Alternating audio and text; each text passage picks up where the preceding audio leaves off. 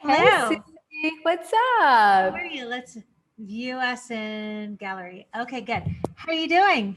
I'm great. How are you, my love? I'm good. I'm excited. This is my first Yay. view. Oh, that's so great. Is my I lighting love good or it. should I go outside? What'd you say? Is my lighting okay? There's a shadow on me. I don't have my lights here. You look gorgeous.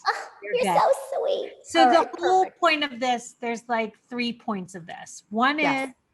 imagine this is a time capsule and we're capturing you at this age, everything you've ever done up to this point. And you're sharing your story, the highlight reel of your life and what led you to become a meditation teacher. That's kind of what this is. It's really like for me, to get to know the teachers and also for the audience to get to know the teachers. And then obviously we want to drive the traffic to the app and the studio live stream classes. Of course. Of course. Beautiful. Okay. Done. So mostly I probably usually try to like mute myself and then just listen. Okay. So I'm going to So are introduce. you going to ask questions or am I just going to kind of, Well, I'll chime in yeah. Okay, perfect. occasionally, but mostly it's really like you. I'll ask you some questions. We'll get you there. Yeah, Okay. yeah. I have no problem talking for an extended period of time. Okay. Amazing. Amazing. So I'm going to start. Hello and welcome to the Unplug Meditation Podcast. I'm so excited. This is my absolute favorite thing to do, to connect with the teachers and share their story. I'm usually as surprised as you are when you hear where they were and what brought them to become a meditation teacher and what they were before, how this happened. And how this can happen actually to you too, if you choose to accept your chosen path. Mm. So today I'm really excited to talk to Shayna Hiller. Shayna is someone who actually came to Unplug because we were walking on the street and I'd met her several times and I knew she was dating one of our epic sound healers. And I looked at her and I was like, and she's a very famous yoga instructor, by the way. I'm like, I want you on the Unplug platform. It was in that split second that it happened. Mm. So, Shayna, welcome to the Unplugged podcast. And I just really love to start this off of who are you? Where did you come from? What did you do before this? And what brought you to this moment of teaching yoga and like helping people with their sex lives and teaching meditation? I'd love to hear the entire story. Wow. How long do we have? You know, I'm gonna do the nutshell. just do the in a Oh, nutshell. it's a nice nutshell. Okay. And first of all, thank you. I really appreciate this opportunity to share because it is true that even if you don't consider yourself to be on the path in this moment of leading toward whether it's practicing meditation or teaching meditation, this is something that for me wasn't even necessarily a conscious choice. So going back to when you and I actually met in person the first time, it actually connects to this story. So I was actually we saw each other outside of a fancy schmancy hair salon in Santa Monica, and I was getting my hair done. And before I fell into the world of yoga and meditation and the healing work, I was doing hair in New Jersey. I used to live in New Jersey, and I was doing hair. I was washing hair, coloring hair, and I came from a very different upbringing and background. And I mean, if you were to tell me when I was in my teens or my teens, because I started teaching when I was 20 years old.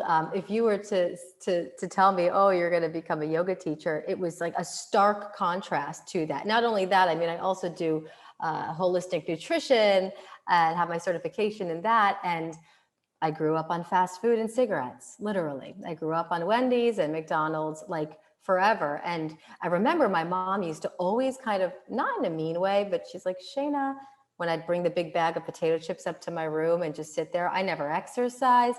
I didn't do anything. I just wanted to like be with boys and like eat pizza and hang out with my friends. I guess we all go through our phases, right? Adolescence. But I remember feeling so turned off when she said, that's not healthy for you. I didn't get it. I didn't understand what that meant. I just felt like she was, being mean to me and saying, tell me what not to do. So of course, what do we do when we're told not to do? We do the thing we're not supposed to do. So I was kind of like a rebel back in the day. I'd always be sneaking out of the house and, different consciousness, not good, not bad, not better, not worse. That being said, I'm doing the nutshell version. Went to college against my desire, but that's how things go. That's what you got to do. So in university, I took up exercise because there were hot guys at the gym, not going to lie. There were hot guys at the gym. And I was like, oh, I can just like read my Us Weekly magazine and sit on the stationary bike and like just scan the people. And like, that's fun. And it's an interesting thing, Susie, because as I started, I had a roommate at the time who she kind of like inspired me. She was an athlete and I was sedentary, like not into it, just wanted to like, get my hair done and chill. And she started telling me, she goes, you really feel good. You'll feel really good. It's like, it's this natural high when you start to like move your body. And there's hot guys at the gym. Started going, and little by little, because what we do physically, which of course led me to an expanded mind and more inspiration, it changes the course of our lives.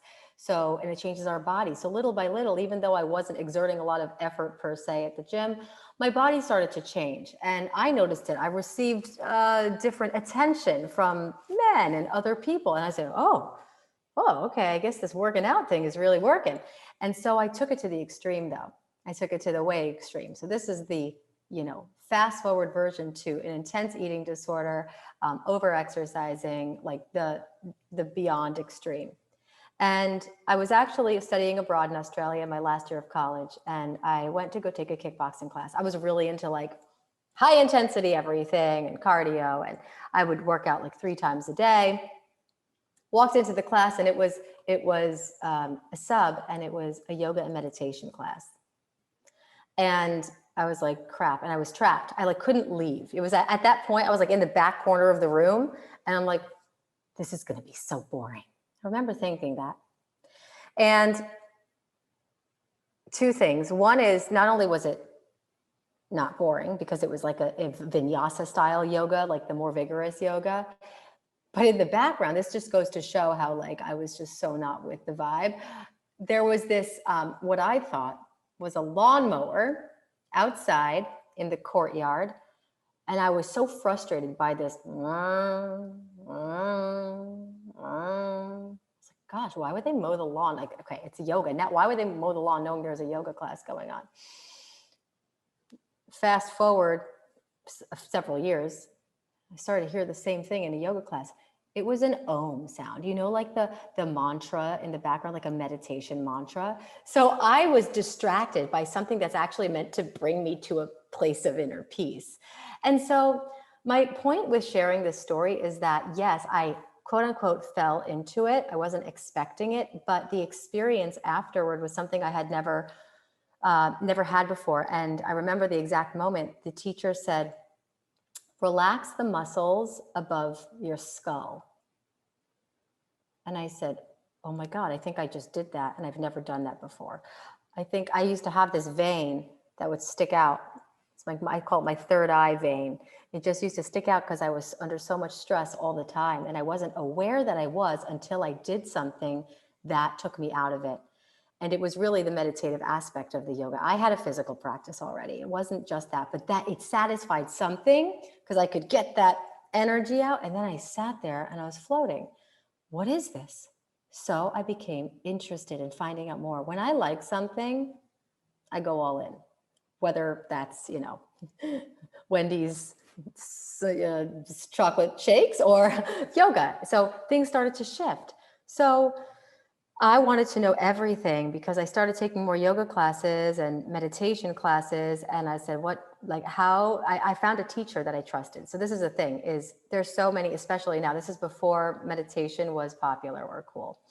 And I found a teacher that I really loved in Rhode Island, where I was going to college. Once I got back from Australia, I continued my practice. And they said, where can I learn more, because I know this is not just about the body, this is about the mind.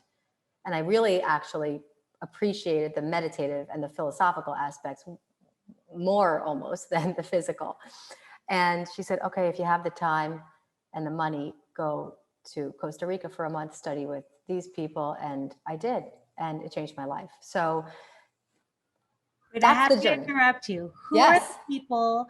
What college were you at? I'm curious. Yeah, I was at the University of Rhode Island, and I studied at Bond University in Australia for 6 months. I was studying journalism and fashion merchandising. I do have a double degree in journalism and fashion. So I was like doing all the stuff and hair, and I really wanted to be a hairdresser. After college, I was unsatisfied with the degrees I had. I only chose fashion because I like to shop. Then I like kind of dropped that because I had to take a chemistry class, and I didn't want to do science. And I was like, oh, I guess I'll do journalism because I like creative writing. Then I found out it's not creative because it's all, political journalism. I didn't know that. I'm like, gosh, I just want to do hair. But at the time, I had also established this yoga practice. After college, I said, I really want to do hair and do yoga. And my parents were like, all right, well, you got to choose one. Okay. So no worries. So I do want to go back to, you decided to go on this yoga retreat to learn Training. yoga. Yes. Oh, I want to hear about that. So the yoga training, I decided to go on this yoga training to learn more, to deepen my practice, because I knew that I was just getting the tip of the iceberg. I knew there was more. So I went to Costa Rica, and mind you, I thought I was going there to learn how to teach people how to stretch, or at least that's what I thought. And little did I know, the first moment that I dropped into meditation, I just started bawling. I had no idea why. And so it was a transformational journey. It was a 4-week, 28-day intensive training, full-on immersion. And I met like-minded people, which I always thought that I was. So I'm the black sheep of the family. Anyone else? And I used to judge myself for that. And I felt at times that, I fit in with people, but it took me so much effort because I always felt like I was different. So I would like drink at parties just to kind of be social and kind of adapt to that. But I never felt 100% in my element until I went to this training. I literally felt like I was transported to another planet. I'm like, my tribe, my peeps. So it's like, yeah, I learned how to teach yoga, but I also developed this feeling of, all right, like confidence, self-confidence and self-acceptance and self-love along the way. So the journey was an experiential journey, as is any type of a yoga or meditation training, of being immersed in it to the extent that it becomes you, like you become meditation, you become yoga. And so it's something that through that experience, because of the profound shifts that I had at the time from letting go. Listen, I was going through a really, really tough time. Things didn't heal in that month, but that was the beginning. So what I find is that meditation, yoga, this whole realm, it will bring up whatever's unprocessed so it can be swept away and we can be like left feeling, so peaceful and so clear. So the journey was like this up and down journey, but there was something beyond, I don't like this. This is challenging. There was this knowingness. And so holistically speaking, the training led me to find myself, whatever that means. It led me to find something that's beyond my mind. It's beyond even my body. It's something that's here. I can call it my intuition, a sense of inner guidance, a sense of trusting my own unique path. And so I felt a need to share this with other people. It wasn't so much like I coach yoga and meditation teachers now who want to, grow their business teaching yoga. I just was like, I have to. This is a karmic contract. I have no other choice. I even tried to stop teaching several times, and nope. Universe is like, you in this for life, girl. So I've surrendered to that, and it's beautiful. And it's funny because I did my first yoga teacher training almost 16 years ago, and it was still a weird thing that only hippies did, and like my family didn't understand it. No one understood it. So to see like I remember when I even heard about Unplug for the first time through Diego, I'm like, wait a second, you mean there's no yoga? It's just meditation? Like, oh my God. And it's like not, it's geared toward more mainstream people, to help everybody with any type of stress or anything in their life. And it doesn't have to be this intimidating, scary thing. I said, oh my gosh, okay, things are moving in the right direction. So it's amazing. I want to know, where exactly are you from in New Jersey? Northern New Jersey, Montvale, Bergen County. Okay. Who was your yoga instructor in Bali? Oh, in Costa Rica, it was, yeah, I didn't go to Bali until much later, but Costa Rica was Don and Amba Stapleton from the Nosara Yoga Institute. They don't teach anymore. They teach, but they're kind of retired. I feel very fortunate and blessed to have received their transmissions, because then things started to change, and, more and more things started to grow, and they moved on, but they had been teaching. Don was a monk and lived in a monastery for like 20 years. Amba was one of his disciples. They ended up getting married, and the most beautiful, heart-centered bundle, if you will, couple, teachers, so deeply studied, so wise, and live yoga. And that's what I aim to do. How many kids were in your family? And why are you the black sheep? I'm curious. Well, I have one full sister who's younger than me, and two half sisters, and then just my parents. Why am I the black sheep? Probably just because I never felt 100% like aligned. Like, I never had these like dreams of, oh, when I grow up, I'm going to have this family and this house and this car and this job. And, I've always been kind of like the curious explorer. And like, remember I mentioned that when I was younger, I used to like rebel a lot. I think that was just my only way, because my consciousness was not evolved at the time. Like, that was my way of kind of saying to the universe, like, I'm different, and I'm owning that I'm different.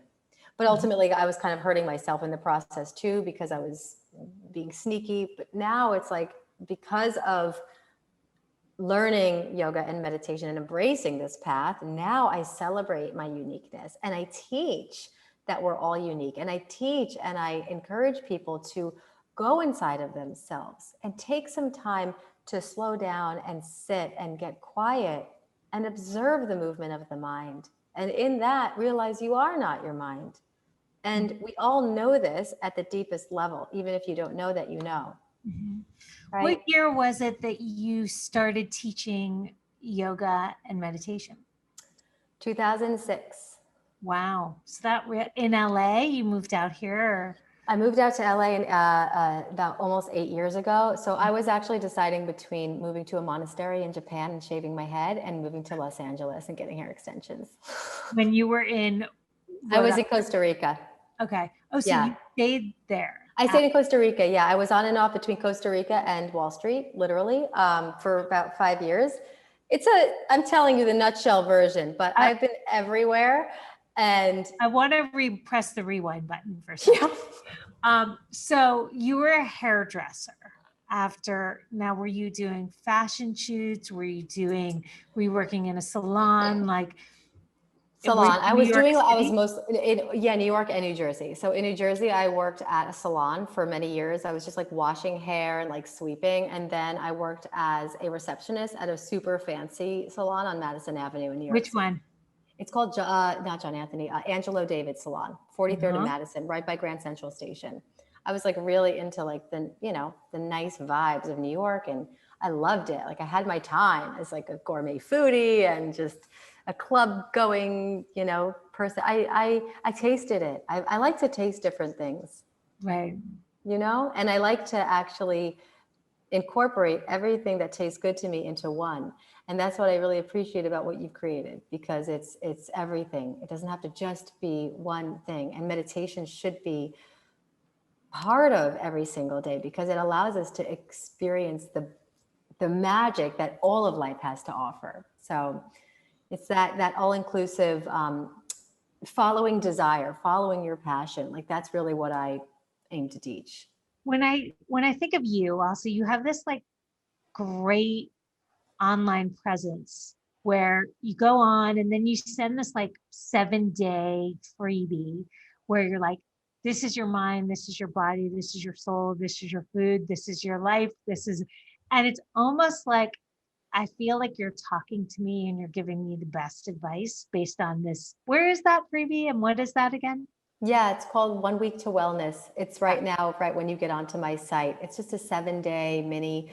You get emailed a video a day that will support you in what I believe constitutes a balanced life, because we are multidimensional beings. Like when we go to the gym, we work on our body. When we go to meditation, we work on our mind and our soul and our heart and our body, technically, because rewiring your mind can change your body. So meditation is kind of the all encompassing, but it's like, it's very easy. I started out as a nutrition coach. I went to school also, in addition to yoga and meditation, also for holistic nutrition. And I was coaching people primarily on food forever. Then I found there's a lot of unresolved issues, even when people start eating healthy and losing weight and they're still not happy. What is it? So I started to research that and look deeper into that. And it's like, oh, it's more, it's self-love. It's understanding your sexuality and your sensuality. It's your diet, and it's your physical activity. It's meaningful relationships. It's your career choices. So, and your relationship with money in general. So all of this is part of what I offer in 1 Week to Wellness, because it's hard to it's not just one thing.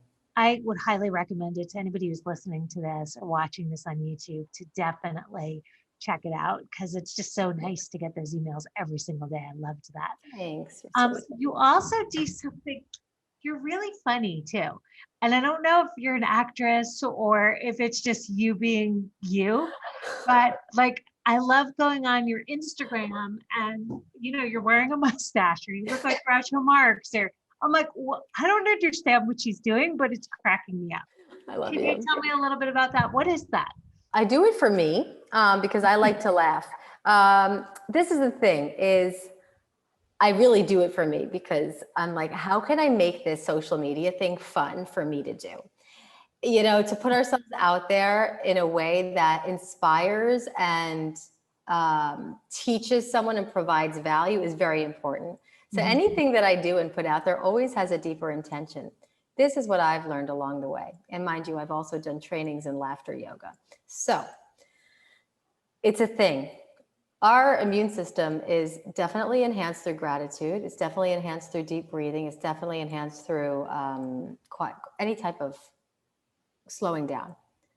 It's very much enhanced through laughter. Not only is it a total stimulation for the parasympathetic nervous system, but it's impossible to be thinking and in deep belly laugh at the same time. When we are laughing, real laughter, we are relaxed. So when we're relaxed, we are receptive. So I will aim, if you want to know my method, which is it's an automatic method, but I'll aim, because I had a lot of teachers who were funny but deep and like teaching. I'll teach something through laughter, because I find that when people are in a state of, it's almost ecstasy, and the breath is happening on its own, and it goes in, as opposed to, let me study that.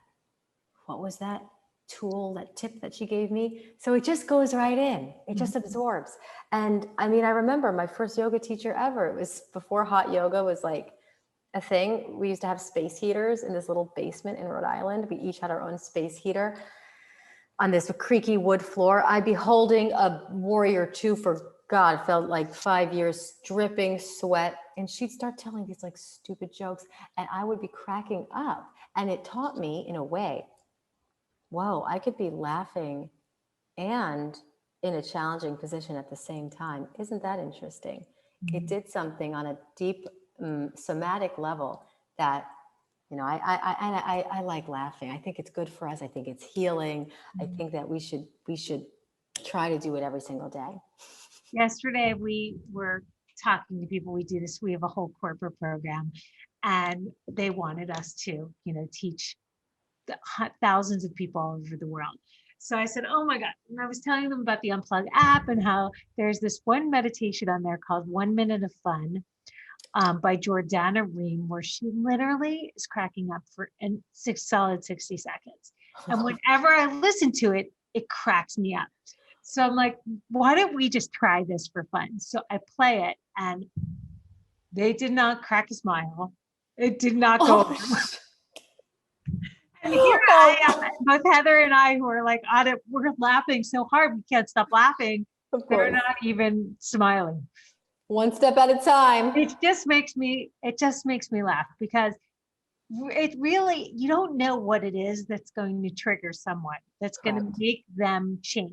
Like for Correct. you specifically, here you are studying fashion and studying journalism. And then all of a sudden someone says, you're going to meet some hot guys, try this class. And the next thing you know, you dump everything. And now you're teaching thousands of people how to meditate and how to do yoga all the time. Yeah. And I was celibate for 10 years. So there goes the guys thing. What? I can go back to that next time, next episode. Had okay, Yeah, well, I know. I just was watching something also on YouTube about one of the oldest people in the world who's 120 years old. And he says his secret to life is simplicity, celibacy, and meditation. Yeah. That's like, that should be our next thing, because like I have like a lot to say on that, because Wow. Yeah, I happen to think having sex is definitely a good thing. me too. Actually revs you up. So Correct. I would say celibacy is never going to happen. No, it's just about understanding how powerful that energy is and using it consciously. That's all. There's one quote I'll say very quickly from Montauk Chia. He's a Taoist master. He says, sexual energy is the chief commander of chi. You know what chi is, your life energy, prana. Right. So sexual energy is the chief commander of your life force. We must cultivate it for health, wealth, and longevity. I agree. Done. That's the one I'm gonna go with now. Right. Well, we'll take that. I'll take it. And yes, okay. So I would also love to talk about the fact that, you know, I heard about you through my niece too.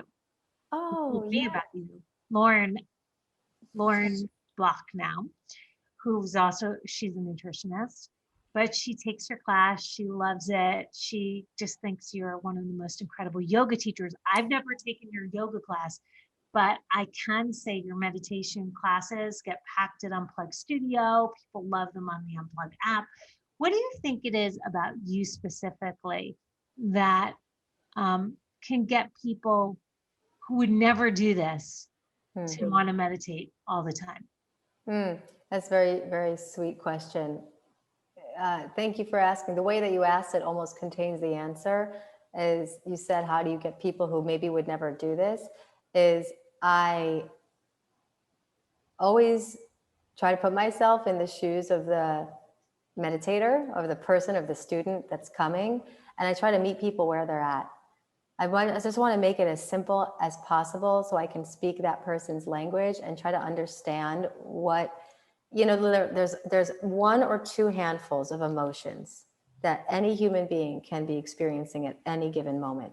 Even though the content of what we may consider to be a problem or a life situation can be very different, it differentiates.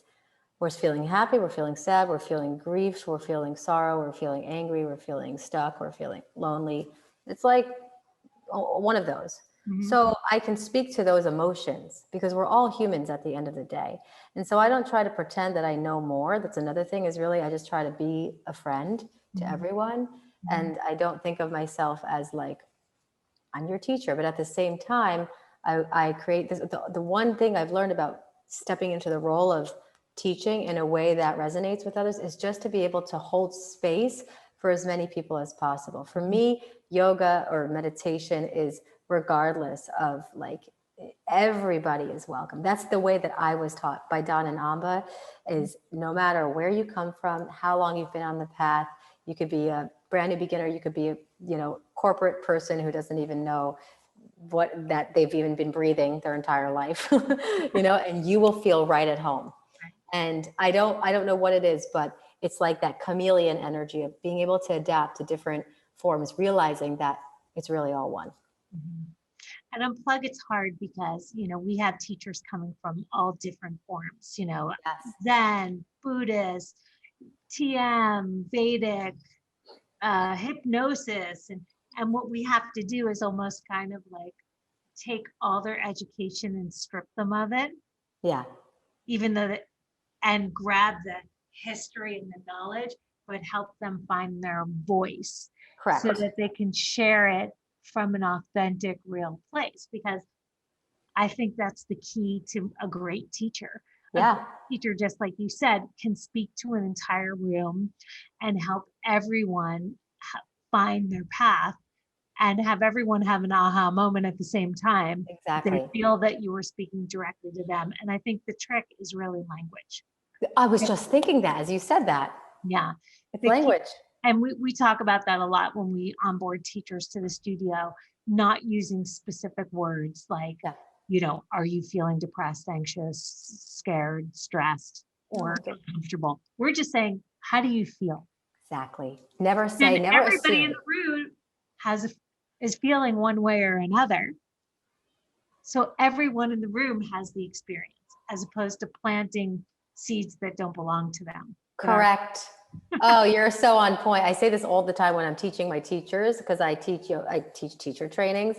I say, never assume or project, never assume that someone comes to meditation because they're stressed and their life is so, no, maybe things are going amazing and they come because we do not know, but suppose, like you just said, like, how are you feeling today is enough, because it allows that person to actually self-examine and get present with what is, instead of, because the moment we say something, it plants a seed. And now it's like the law of attraction, right? It's like they say worrying is like praying for what you don't want. So the moment you say, oh, if you're feeling depressed today, now everyone starts thinking feeling depressed. Right. So subtle. 100%. So we work a lot with that, because I feel like anybody can memorize a script and anyone can get the knowledge that it takes to become a teacher. Yeah. But I think what's the most important thing is to have your own voice and your own perspective so that you can guide people on a journey. Yeah. That's their journey. Yeah. So I always remember have you ever met Olivia Rosewood? No, I don't think so. Well, I have to have her on this podcast. Yeah. You would love her. She's one of the original teachers at Unplug. She still teaches at Unplug. And she always gets angry with me when I call her a teacher, because she always says, I'm not a teacher, I'm a guide. Yeah, I get it. And it's true. I mean, like, we're guiding people on their journeys. I always say we're like the travel agent to your own inner destination. Inner destination is so good. Well, I love this so much. So, what does it feel like to teach at Unplug? It feels amazing. It feels inspiring to me, Susie, because, gosh, who's listening to this? I don't want to say I prefer teaching meditation. So I love teaching meditation. I think it's very necessary right now. And when I teach my online trainings, I'm teaching philosophy and meditation primarily. So teaching at Unplug is amazing because it's an opportunity to, first and foremost, exercise that voice, my voice, in a creative way. Because so just as there are so many different styles of meditation out there from like the past lineages and the traditions, which could sometimes be confusing to the modern mind, there are so many unique light workers, if I must say so myself, at Unplug, that you are giving us a platform to figure out how to best translate the ancient teachings into a way that lands. And it really is like everyone has their own take and spin and flavor, and everyone's coming from the heart. So I find that the students of Unplug are heart-centered, they're consistent, they're dedicated, they're devoted, and they're very devoted to their own meditation journey and personal growth journey. Like every time I tap into an online class, because right now we're all online, I ask people what their intentions are. And I say, please be as specific as possible. And it's so cool how, first of all, people from all over the world are tuning in, and their intentions are very different. So like I teach manifesting abundance or manifesting miracles. These are just titles for a meditation that brings people's minds into a specific space of creation. But the intentions of the Unplugged students are so different, which is amazing. Someone is going through loss. Someone is looking for creative inspiration. Someone has a lot of anxiety. Someone wants to, manifest a new relationship. And each of those people is going to get what they need through that. And it's like, it feels very humbling and rewarding to be able to serve such a variety of people in a way where they really want it and they absorb it, if that makes sense. Like you're curating such an accessible format of non-intimidation, stepping into this realm that can lead to so much magic. Like I said, I feel like even from the corporate front, everything that you're doing with corporate meditation, it's just thank you for doing those corporates for us, because yeah, I'm so excited. We love hiring you because you do resonate with everyone. And, we're kind of leading corporates for Google and YouTube. And I mean, all over the world now, it's getting to the point where Heather's, who works behind the scenes on our corporate program, is just like trying to get them all in. And she said, you're doing amazing. So we really appreciate that you are stepping in and guiding all these employees who suffer from secondhand stress.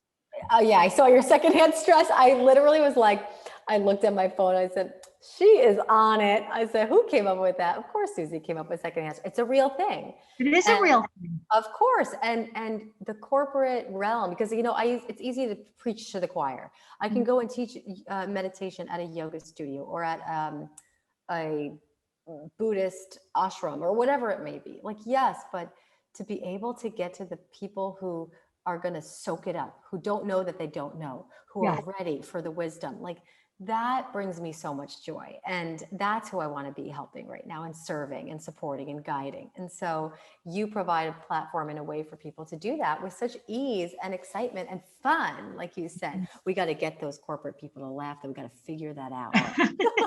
I think that's what makes it also unique, is like making sure that we keep it engaging and fun always. Yes. And that's what the Unplugged teachers do on the app, in the studio, inside corporations, etc. And I love that.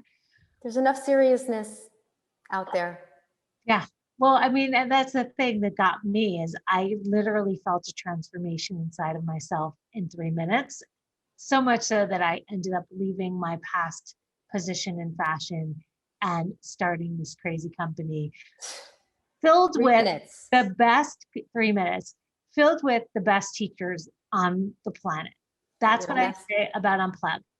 We have the best teachers in the entire world. And that's what this podcast is all about. It's about sharing your stories, sharing you with the world, and having people understand that this could be you. And you could be waking up every morning loving what you do with your life.